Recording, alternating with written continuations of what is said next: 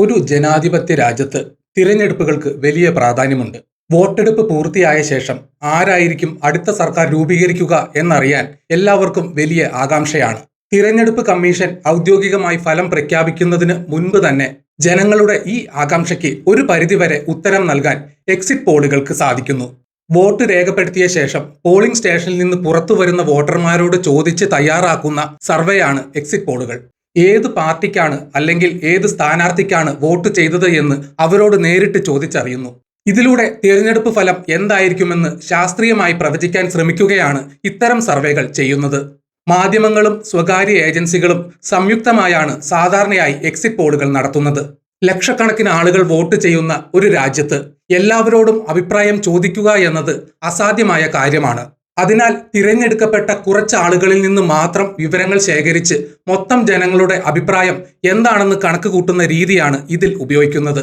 തിരഞ്ഞെടുപ്പുകളെക്കുറിച്ച് പഠിക്കുന്ന ശാസ്ത്രശാഖയായ സെഫോളജി അടിസ്ഥാനമാക്കിയാണ് ഇത്തരം പ്രവചനങ്ങൾ നടത്തുന്നത്. എക്സിറ്റ് പോളുകൾ എന്ന ആശയം പെട്ടെന്നൊരു ദിവസം ഉണ്ടായതല്ല. ജനങ്ങളുടെ അഭിപ്രായം അറിയാനുള്ള ശ്രമങ്ങൾക്ക് നൂറ്റാണ്ടുകളുടെ പഴക്കമുണ്ട്. എന്നാൽ ഇന്ന് കാണുന്ന രീതിയിലുള്ള എക്സിറ്റ് പോളുകൾ ആദ്യമായി ആരംഭിച്ചത് അമേരിക്കയിലാണ്. 1930കളിൽ ജോർജ് ഗാലപ്പ് എന്ന വ്യക്തിയാണ് തിരഞ്ഞെടുപ്പ് പ്രവചനങ്ങൾക്ക് ശാസ്ത്രീയമായ അടിസ്ഥാനം നൽകിയത്. അമേരിക്കൻ പ്രസിഡന്റ് തിരഞ്ഞെടുപ്പിൽ അദ്ദേഹം നടത്തിയ പ്രവചനങ്ങൾ വളരെ കൃത്യമായിരുന്നു. എന്നാൽ അത് തിരഞ്ഞെടുപ്പിന് മുൻപ് നടത്തിയ അഭിപ്രായ സർവേകളായിരുന്നു. വോട്ട് ചെയ്ത ശേഷം പുറത്തുവരുന്ന ആളുകളോട് ചോദിക്കുന്ന യഥാർത്ഥ എക്സിറ്റ് പോൾ എന്ന രീതി ആദ്യമായി പരീക്ഷിച്ചത് വാറൻ മിതോസ്കി എന്ന അമേരിക്കക്കാരനാണ്. 1967 അമേരിക്കയിലെ കെൻഡക്കി എന്ന സ്ഥലത്ത് നടന്ന ഗവർണർ തിരഞ്ഞെടുപ്പിലാണ് അദ്ദേഹം ഇത് ആദ്യമായി ഉപയോഗിച്ചത്. CBS ന്യൂസ് എന്ന പ്രമുഖ അമേരിക്കൻ ടെലിവിഷൻ ചാനലിന് വേണ്ടിയാണ് അദ്ദേഹം ഈ സർവേ നടത്തിയത്. വോട്ടർമാർ പോളിംഗ് ബൂത്തിൽ നിന്ന് പുറത്തിറങ്ങുമ്പോൾ തന്നെ അവരോട് വിവരങ്ങൾ ചോദിച്ചറിയുന്ന രീതി വലിയ വിജയമായി മാറി. തുടർന്ന് ലോകമെമ്പാടുമുള്ള മാധ്യമങ്ങൾ ഈ രീതി പിന്തുടരാൻ തുടങ്ങി. യൂറോപ്യൻ രാജ്യങ്ങളിലും പിന്നീട് ഏഷ്യൻ രാജ്യങ്ങളിലും എക്സിറ്റ് പോളുകൾ തിരഞ്ഞെടുപ്പ് സമയത്തെ പ്രധാന വാർത്തയായി മാറി. ലോകത്തിലെ ഏറ്റവും വലിയ ജനാധിപത്യ രാജ്യമായ ഇന്ത്യയിൽ തിരഞ്ഞെടുപ്പുകൾ എപ്പോഴും ഒരു ഉത്സവമാണ്. ഇന്ത്യയിൽ എക്സിറ്റ് പോളുകളുടെ ചരിത്രം തുടങ്ങുന്നത് 1957 രണ്ടാമത്തെ ലോക്സഭാ തിരഞ്ഞെടുപ്പ് മുതലാണ്. Indian institute of public opinion എന്ന സ്ഥാപനമാണ് അന്ന് ഇത്തരം ഒരു സർവേ നടത്താൻ ആദ്യമായി ശ്രമിച്ചത്. എന്നാൽ ഇന്നത്തെ പോലെ വലിയ രീതിയിലുള്ള സാങ്കേതിക വിദ്യയോ മാധ്യമ പിന്തുണയോ അന്നുണ്ടായിരുന്നില്ല. അതിനാൽ അത് ജനങ്ങൾക്കിടയിൽ വലിയ ചർച്ചയായില്ല. പിന്നീട് 1980കളിലാണ് ഇന്ത്യയിൽ ഇത്തരം സർവേകൾക്ക് കൂടുതൽ സ്വീകാര്യത ലഭിച്ചു തുടങ്ങിയത്. പ്രമുഖ മാധ്യമപ്രവർത്തകനായ പ്രണോയ് റോയ്, ബ്രിട്ടീഷ് തിരഞ്ഞെടുപ്പ് വിദഗ്ധനായ ഡേവിഡ് ബട്ട്ലർ എന്നിവർ ചേർന്ന് ഇന്ത്യയിലെ തിരഞ്ഞെടുപ്പ് ഫലങ്ങൾ ശാസ്ത്രീയമായി പ്രവചിക്കാൻ പഠനങ്ങൾ നടത്തി. ഇന്ത്യയിൽ എക്സിറ്റ് പോളുകൾക്ക് വലിയ ജനപ്രീതി ലഭിക്കുന്നത് 1996 ലോക്സഭാ തിരഞ്ഞെടുപ്പ് കാലത്താണ്. ദൂരദർശൻ എന്ന സർക്കാർ television channel centre for the study of developing societies എന്ന സ്ഥാപനവുമായി ചേർന്ന് രാജ്യവ്യാപകമായി ഒരു എക്സിറ്റ് പോൾ നടത്തി. ഇത് ടെലിവിഷനിലൂടെ സംപ്രേഷണം ചെയ്തതോടെ ഇന്ത്യയിലെ സാധാരണ ജനങ്ങൾക്കിടയിലും എക്സിറ്റ് പോൾ എന്ന പദം സുപരിചിതമായി. പിന്നീട് സ്വകാര്യ വാർത്താ ചാനലുകൾ രംഗത്തു വന്നതോടെ എക്സിറ്റ് പോളുകൾ കൂടുതൽ സജീവമായി. C voter, axis my India, today's Chanakya, Nielsen തുടങ്ങി നിരവധി ഏജൻസികൾ വാർത്താ ചാനലുകളുമായി കരാറുണ്ടാക്കി ഇത്തരം സർവേകൾ നടത്താൻ തുടങ്ങി. ഇന്ന് നിയമസഭാ തിരഞ്ഞെടുപ്പുകളിലും ലോക്സഭാ തിരഞ്ഞെടുപ്പുകളിലും എക്സിറ്റ് പോൾ ഇല്ലാത്ത ഒരു സാഹചര്യം ചിന്തിക്കാൻ പോലും കഴിയില്ല. വളരെ സങ്കീർണവും എന്നാൽ ശാസ്ത്രീയവുമായ ഒരു പ്രക്രിയയിലൂടെയാണ് എക്സിറ്റ് പോളുകൾ കണക്കാക്കുന്നത്. കോടിക്കണക്കിന് വോട്ടർമാർ ഉള്ള ഇന്ത്യയെ പോലെയുള്ള ഒരു രാജ്യത്ത് ഇത് വളരെ ബുദ്ധിമുട്ടുള്ള കാര്യമാണ്. ഇതിനായി ഏജൻസികൾ ചില പ്രത്യേക രീതികൾ ഉപയോഗിക്കുന്നു. പല ഘട്ടങ്ങളായാണ് എക്സിറ്റ് പോൾ തയ്യാറാക്കുന്നത്. മാതൃകാ ശേഖരണം അഥവാ സാമ്പിളിംഗ് ആണ് ഇതിലെ ഏറ്റവും പ്രധാനപ്പെട്ട ഘട്ടം. ഒരു സംസ്ഥാനത്തെ അല്ലെങ്കിൽ രാജ്യത്തെ മുഴുവൻ ജനങ്ങളുടെയും അഭിപ്രായം അറിയാൻ അതിനെ പ്രതിനിധീകരിക്കുന്ന ചെറിയൊരു കൂട്ടം ആളുകളെ തിരഞ്ഞെടുക്കുന്നു. ഇതിനെ സാമ്പിൾ എന്ന് വിളിക്കുന്നു. ഈ സാമ്പിൾ തിരഞ്ഞെടുക്കുന്നത് വളരെ ശ്രദ്ധയോടെ ആയിരിക്കണം. ഗ്രാമങ്ങൾ, നഗരങ്ങൾ, വിവിധ ജാതിമത വിഭാഗങ്ങൾ, സമ്പന്നർ, ദരിദ്രർ, സ്ത്രീകൾ, പുരുഷന്മാർ, യുവാക്കൾ, പ്രായമുള്ളവർ തുടങ്ങി സമൂഹത്തിലെ എല്ലാ വിഭാഗം ആളുകൾക്കും ഇതിൽ കൃത്യമായ റെപ്രസെന്റേഷൻ ഉണ്ടായിരിക്കണം. ഇതിൽ എന്തെങ്കിലും പിഴവ് സംഭവിച്ചാൽ എക്സിറ്റ് പോൾ ഫലം പൂർണ്ണമായും തെറ്റാൻ സാധ്യതയുണ്ട്. വിവരണ ശേഖരണത്തിനായി ഏജൻസികൾ റാൻഡം സാമ്പിളിംഗ് എന്ന രീതിയാണ് കൂടുതലായും ഉപയോഗിക്കുന്നത്. അതായത് മുൻകൂട്ടി തീരുമാനിക്കാതെ അപ്പപ്പോൾ ആളുകളെ തിരഞ്ഞെടുക്കുന്ന രീതിയാണിത്. ഒരു മണ്ഡലത്തിലെ എല്ലാ പോളിംഗ് ബൂത്തുകളിലും സർവേക്കാർ പോകാറില്ല. പകരം ആ മണ്ഡലത്തെ പ്രതിനിധീകരിക്കുന്ന ചില ബൂത്തുകൾ നറുക്കെടുപ്പിലൂടെയോ മറ്റോ തിരഞ്ഞെടുക്കുന്നു. സർവേ നടത്തുന്ന വ്യക്തി വോട്ടെടുപ്പ് ദിവസം ഈ പോളിംഗ് ബൂത്തിന് പുറത്തു നിൽക്കും. വോട്ട് ചെയ്ത് പുറത്തു വരുന്ന എല്ലാവരോടും ഇവർ ചോദ്യങ്ങൾ ചോദിക്കില്ല. പകരം ഒരു സിസ്റ്റമാറ്റിക് രീതി പിന്തുടരും. ഉദാഹരണത്തിന് പുറത്തു വരുന്ന 10ാമത്തെയാൾ അല്ലെങ്കിൽ 20ാമത്തെയാൾ എന്ന രീതിയിൽ കൃത്യമായ ഇടവേളകളിൽ ആളുകളെ തിരഞ്ഞെടുത്ത് അവരോട് സംസാരിക്കുന്നു. ഇതിലൂടെ സർവേ ചെയ്യുന്ന ആളുകളുടെ വ്യക്തിപരമായ താല്പര്യങ്ങൾ ഒഴിവാക്കാൻ സാധിക്കും. സർവേയിൽ ചോദിക്കുന്ന ചോദ്യങ്ങളും വളരെ പ്രധാനമാണ്. ആർക്കാണ് വോട്ട് ചെയ്തത് എന്ന് മാത്രമല്ല ഇവർ ചോദിക്കുന്നത്. വോട്ടറുടെ പ്രായം, വിദ്യാഭ്യാസ യോഗ്യത, തൊഴിൽ, സമുദായം എന്നിവയും ചോദിച്ചറിയും. സർക്കാരിന്റെ ഏത് പദ്ധതിയാണ് വോട്ട് ചെയ്യാൻ പ്രേരിപ്പിച്ചത്, അല്ലെങ്കിൽ ഏത് വിഷയമാണ് ഏറ്റവും പ്രധാനപ്പെട്ടതായി തോന്നിയത് തുടങ്ങിയ കാര്യങ്ങളും ചോദിക്കും.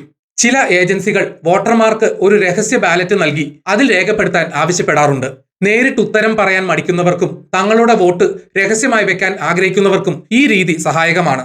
വിവരങ്ങൾ ശേഖരിച്ച ശേഷം അവ കമ്പ്യൂട്ടറുകളുടെയും പ്രത്യേക സോഫ്റ്റ്വെയറുകളുടെയും സഹായത്തോടെ വിശകലനം ചെയ്യുന്നു. ലഭിച്ച വിവരങ്ങൾ ആ മണ്ഡലത്തിലെ ആകെ വോട്ടർമാരുടെ എണ്ണവുമായി താരതമ്യം ചെയ്ത് കണക്കുകൾ തയ്യാറാക്കുന്നു. ഇതിൽ പിഴവ് സംഭവിക്കാനുള്ള സാധ്യതകൾ ഏജൻസികൾ മുൻകൂട്ടി കാണാറുണ്ട്. ഇതിനെ മാർജിൻ ഓഫ് എറർ എന്ന് വിളിക്കുന്നു. സാധാരണയായി 3% മുതൽ 5% വരെ മാർജിൻ ഓഫ് എറർ ആണ് ഏജൻസികൾ കണക്കാക്കുന്നത്. അതായത് ഒരു പാർട്ടിക്ക് 40% വോട്ട് ലഭിക്കുമെന്ന് പ്രവചിച്ചാൽ അത് ചിലപ്പോൾ 35%-നും 45%-നും ഇടയിലാകാം എന്നാണ് ഇതിനർത്ഥം.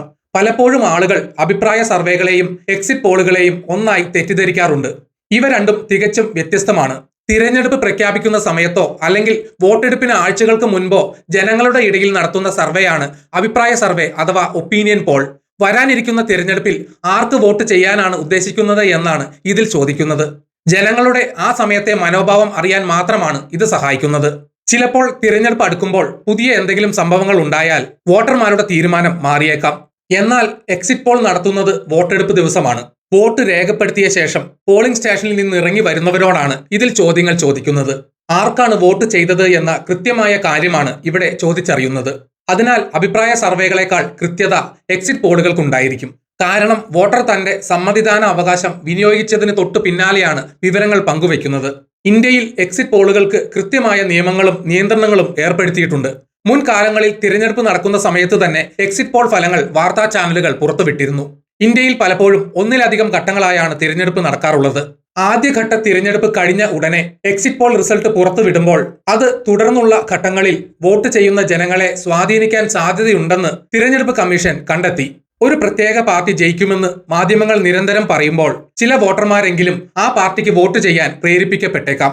ഇത് ജനാധിപത്യത്തിന്റെ സ്വതന്ത്രമായ നിലനിൽപ്പിന് അപകടമാണ്.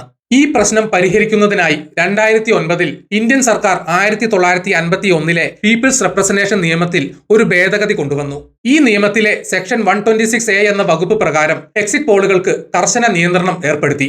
ഇന്ത്യയിലെ തിരഞ്ഞെടുപ്പിന്റെ ആദ്യഘട്ടത്തിലെ വോട്ടെടുപ്പ് തുടങ്ങുന്ന സമയം മുതൽ അവസാന ഘട്ടത്തിലെ വോട്ടെടുപ്പ് പൂർത്തിയായി അരമണിക്കൂർ കഴിയുന്നതുവരെ എക്സിറ്റ് പോൾ ഫലങ്ങൾ പ്രസിദ്ധീകരിക്കാനോ ടെലിവിഷനിൽ കാണിക്കാനോ പാടില്ല എന്നതാണ് നിയമം. പത്രങ്ങൾ, റേഡിയോ, ടെലിവിഷൻ, ഇന്റർനെറ്റ് തുടങ്ങി എല്ലാ മാധ്യമങ്ങൾക്കും ഈ നിയമം ബാധകമാണ്. ഈ നിയമം ലംഘിക്കുന്നവർക്ക് 2 വർഷം വരെ തടവോ പിഴയോ അല്ലെങ്കിൽ രണ്ടും കൂടിയോ ശിക്ഷയായി ലഭിക്കാം.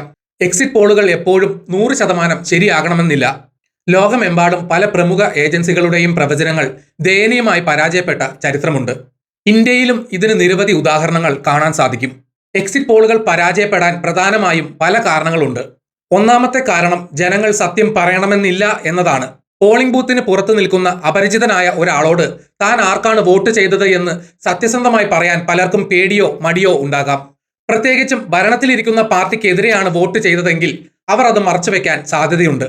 സർവേ നടത്തുന്നവരോട് ഒരു പാർട്ടിയുടെ പേര് പറയുകയും യഥാർത്ഥത്തിൽ മറ്റൊരു പാർട്ടിക്ക് വോട്ട് ചെയ്യുകയും ചെയ്യുന്ന ആളുകൾ എക്സിറ്റ് പോളുകളുടെ കണക്കുകൂട്ടലുകൾ തെറ്റിക്കുന്നു. രണ്ടാമത്തെ കാരണം സാമ്പിളിങ്ങിലെ പിഴവുകളാണ്. നേരത്തെ പറഞ്ഞതുപോലെ സമൂഹത്തിലെ എല്ലാ വിഭാഗം ആളുകളെയും ഉൾപ്പെടുത്താൻ കഴിഞ്ഞില്ലെങ്കിൽ സർവേ പരാജയപ്പെടും. ഉദാഹരണത്തിന് നഗരങ്ങളിൽ മാത്രം കേന്ദ്രീകരിച്ച് സർവേ നടത്തുകയും ഗ്രാമങ്ങളിലെ വോട്ടർമാരെ അവഗണിക്കുകയും ചെയ്താൽ യഥാർത്ഥ ജനവികാരം അറിയാൻ കഴിയില്ല. ദളിത് വിഭാഗങ്ങൾ, ന്യൂനപക്ഷങ്ങൾ, സ്ത്രീകൾ എന്നിവരുടെ അഭിപ്രായങ്ങൾ കൃത്യമായി ശേഖരിക്കാൻ കഴിയാത്തത് പലപ്പോഴും ഇന്ത്യയിലെ എക്സിറ്റ് പോളുകൾ തെറ്റാൻ കാരണമായിട്ടുണ്ട്. ഇന്ത്യൻ രാഷ്ട്രീയ ചരിത്രത്തിൽ എക്സിറ്റ് പോളുകൾ വലിയ രീതിയിൽ പരാജയപ്പെട്ട നിരവധി സംഭവങ്ങൾ ഉണ്ടായിട്ടുണ്ട്. ഇതിൽ ഏറ്റവും പ്രധാനപ്പെട്ടത് 2004 ലോക്സഭാ തിരഞ്ഞെടുപ്പാണ്. അന്ന് അധികാരത്തിലിരുന്ന ദേശീയ ജനാധിപത്യ സഖ്യം വീണ്ടും വലിയ ഭൂരിപക്ഷത്തോടെ അധികാരത്തിൽ വരുമെന്നാണ് മിക്കവാറും എല്ലാ എക്സിറ്റ് പോളുകളും പ്രവചിച്ചത്. ഭരണകക്ഷിയുടെ ഇന്ത്യ തിളങ്ങുന്നു എന്ന പ്രചാരണം വലിയ വിജയമാണെന്ന് മാധ്യമങ്ങൾ വിലയിരുത്തി. എന്നാൽ ഫലം വന്നപ്പോൾ എല്ലാവരെയും ഞെട്ടിച്ചുകൊണ്ട് കോൺഗ്രസ് നേതൃത്വത്തിലുള്ള സഖ്യം അധികാരത്തിലെത്തി. ഇന്ത്യയിലെ ഗ്രാമീണ മേഖലയിലെ ജനങ്ങളുടെ യഥാർത്ഥ പ്രശ്നങ്ങൾ മനസ്സിലാക്കാൻ എക്സിറ്റ് പോൾ ഏജൻസികൾക്ക് കഴിഞ്ഞില്ല എന്നതാണ് ഈ പരാജയത്തിന് കാരണം. അതുപോലെ 2015 ഡൽഹി നിയമസഭാ തിരഞ്ഞെടുപ്പിലും എക്സിറ്റ് പോളുകൾക്ക് വലിയ തെറ്റുപറ്റി. ആം ആദ്മി പാർട്ടിക്ക് ചെറിയ മുൻതൂക്കം ലഭിക്കുമെന്ന് മാത്രമാണ് മിക്ക ഏജൻസികളും പ്രവചിച്ചത്. എന്നാൽ ആകെയുള്ള 70 സീറ്റിൽ 67 സീറ്റുകളും നേടി ആം ആദ്മി പാർട്ടി വലിയ ചരിത്രം സൃഷ്ടിച്ചു. ഇത്രയും വലിയൊരു തരംഗം മുൻകൂട്ടി കാണാൻ ഒരു സർവേക്കും കഴിഞ്ഞില്ല. 2017 ഉത്തർപ്രദേശ് നിയമസഭാ തിരഞ്ഞെടുപ്പിലും സമാനമായ സംഭവമുണ്ടായി. അവിടെ BJPക്ക് 300-ലധികം സീറ്റുകൾ ലഭിക്കുമെന്ന് ആരും പ്രവചിച്ചിരുന്നില്ല. ഏറ്റവും ഒടുവിലായി 2024 ലോക്സഭാ തിരഞ്ഞെടുപ്പിലും എക്സിറ്റ് പോളുകളുടെ വിശ്വാസ്യത വലിയ ചോദ്യം ചെയ്യലിന് വിധേയമായി. ഭരണകക്ഷിക്ക് 400ഓളം സീറ്റുകൾ ലഭിക്കുമെന്നായിരുന്നു പ്രമുഖ ഏജൻസികളുടെ പ്രവചനം. എന്നാൽ ഫലം വന്നപ്പോൾ ഭരണകക്ഷിക്ക് ഒറ്റയ്ക്ക് ഭൂരിപക്ഷം നേടാൻ പോലും കഴിഞ്ഞില്ല. മാത്രമല്ല, പ്രതിപക്ഷ സഖ്യം വലിയ മുന്നേറ്റം നടത്തുകയും ചെയ്തു. ഇത് ഷെയർ മാർക്കറ്റിലടക്കം വലിയ ആശയക്കുഴപ്പങ്ങൾക്ക് കാരണമായി. ഏജൻസികൾക്ക് കൃത്യമായ വിവരങ്ങൾ ശേഖരിക്കാൻ കഴിയാത്തതാണോ അതോ ജനങ്ങൾ മനഃപൂർവ്വം തെറ്റായ വിവരങ്ങൾ നൽകിയതാണോ എന്ന് ചർച്ച ചെയ്യപ്പെട്ടു. ചില ഏജൻസികൾ മാധ്യമശ്രദ്ധ പിടിച്ചുപറ്റാൻ വേണ്ടി ഊതിപ്പെരുപ്പിച്ച കണക്കുകൾ കാണിക്കുന്നു എന്ന വിമർശനവും ശക്തമായി ഉയർന്നു. ചുരുക്കത്തിൽ പറഞ്ഞാൽ എക്സിറ്റ് പോളുകൾ ഇലക്ഷൻ പ്രോസസ്സിലെ വളരെ കൗതുകകരമായ ഒരു ഭാഗമാണ്. ശാസ്ത്രീയമായ രീതികൾ ഉപയോഗിച്ച് ജനവികാരം അളക്കാനുള്ള മികച്ച ഒരു ശ്രമമാണിത്. പലപ്പോഴും ഇവ വളരെ കൃത്യമായ ഫലങ്ങൾ പ്രവചിക്കാറുണ്ട് എന്നത് ഒരു സത്യമാണ്. എന്നാൽ എക്സിറ്റ് പോളുകൾ തന്നെ അവസാന വാക്ക് എന്ന് കരുതാൻ കഴിയില്ല. അതിന് അതിൻ്റെതായ പരിമിതികളും പോരായ്മകളുമുണ്ട്. യഥാർത്ഥ തിരഞ്ഞെടുപ്പ് ഫലം അറിയാൻ വോട്ടെണ്ണൽ ദിവസം വരെ കാത്തിരിക്കുക എന്നത് തന്നെയാണ് ഒരു ജനാധിപത്യ വ്യവസ്ഥിതിയിലെ ഏറ്റവും സുരക്ഷിതമായ മാർഗം.